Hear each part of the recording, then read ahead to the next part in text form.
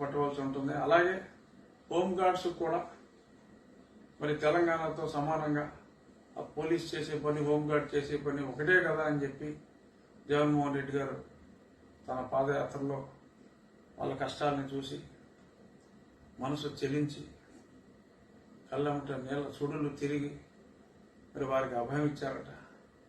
మరి ఆ తర్వాత ఏమీ లేదు.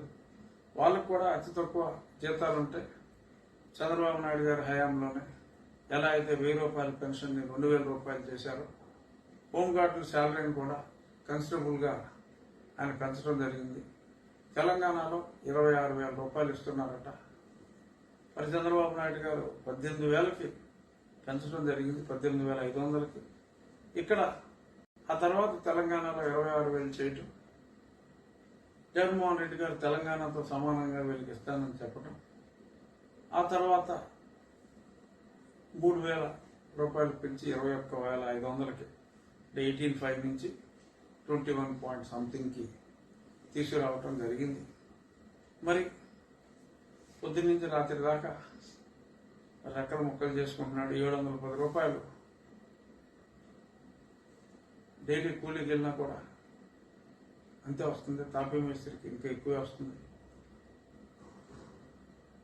మరి కానిస్టేబుల్ చేసే పనే హోంగార్డ్ చేస్తున్నప్పుడు, తెలంగాణలో మరి ఇస్తున్నప్పుడు, వారికి పైగా మనం మాట ఇచ్చినప్పుడు జగన్ అనేవాడు మాట తప్పడం మనం తిప్పడం అని పదే పదే అదే పనిగా మనకు మనం చెప్పుకొని మన భుజాలు మనం తట్టుకుంటున్నప్పుడు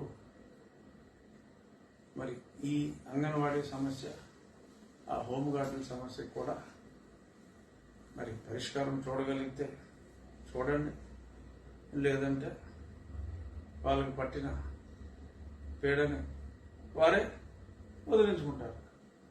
ఓకే, ఇంకేమైనా ఉన్నాయా? సో మేము పార్లమెంట్కి వెళ్ళాలి. Thank you. రేపు మళ్ళీ కలుద్దాం.